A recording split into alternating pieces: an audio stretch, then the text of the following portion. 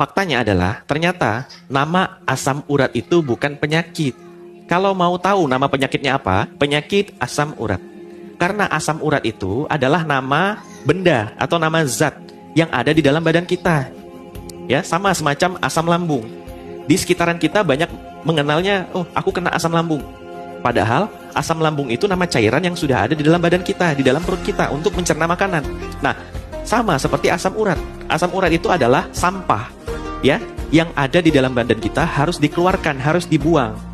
Asam urat tadi merupakan perombakan dari sel-sel tubuh kita yang sudah mati. Jadi sel-sel tubuh kita yang sudah rusak, sudah menua, dirombak, jadi deh asam urat.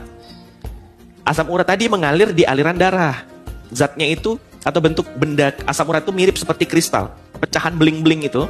Ayah bunda bang kakak bisa membayangkan kalau kita punya beling kaca ya, kemudian jatuh pecah. Nah, pecahan-pecahan belingnya itu mirip seperti bentuk asam urat. Kira-kira kalau pecahan beling kita pegang sakit nggak? Sakit. Makanya ketika asam urat atau kristal asam urat tadi ya nyangkut di sendi-sendi jempol, maka wajar kalau kemudian jempolnya bengkak dan sakit, nggak bisa buat berjalan. Normalnya asam urat tadi harus dibuang lewat ginjal. Berarti kalau lewat ginjal, dibuangnya dalam urin atau air seni atau pipis, ya. Sehingga kalau terjadi penyakit asam urat, gejalanya ada terjadi benjolan atau nyeri di sendi jempol kaki. Bisa juga di jempol tangan. Dan dia bengkak dan nyeri, membuat kita terkadang sulit untuk berjalan. Itu baru namanya penyakit asam urat. Ya. Jadi kalau yang sehari-hari kita ngerasa kok kaki rasanya kesemutan, kaki rasanya sakit-sakit, maka itu insya Allah bukan asam urat. Bisa jadi itu karena trauma, ya, karena terkilir, atau karena ada luka di jaringan otot maupun jaringan pelapis otot, namanya fasia. Itu bisa jadi. Nah, tapi terkadang di masyarakat kita sering banget langsung mengatakan ini, aku terkena asam urat. Padahal penyakit asam urat hanya terjadinya di jempol. Dan ketika Anda terkena penyakit asam urat, hanya ada dua kemungkinan. Kadar asam uratnya yang terlalu tinggi di dalam darah. Yang kedua, kemungkinannya adalah ginjal kita sedang terganggu fungsinya. Kalau karena kadar asam uratnya yang terlalu tinggi, maka yang bisa kita lakukan apa? Berpuasa. Kemudian banyakin gerak, ya, biar aliran asam uratnya itu lancar, nggak nyangkut-nyangkut.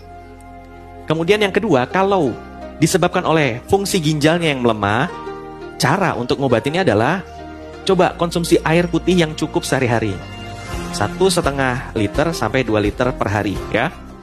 Kemudian cara yang kedua yang bisa dilakukan untuk ngobatin ginjalnya itu dengan cara berbekam.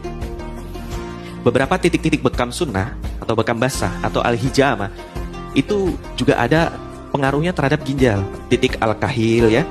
Kemudian titik yang di ginjal ini, di pinggang kanan dan kiri itu juga bisa lakukan bekam sunnah. Sebulan sekali boleh, atau 2 kali dalam sebulan juga boleh, insya Allah. Ya, itu tentang asam urat. Oke, jadi mudah-mudahan bisa cerdas sama-sama nih, sehingga kita tuh nggak dikit-dikit, oh asam urat, iya. Terus tindakannya apa? Bingung kan? Lalu akhirnya kita beli obat di apotek, padahal sebenarnya bukan asam urat. Gara-gara kita salah persepsi, kita kemudian beli obat untuk penurun asam urat. Diminum setiap hari, sepanjang hari, dalam waktu yang lama, akhirnya ginjalnya pun benar-benar rusak. Nah, bahaya ya. Itu tentang asam urat.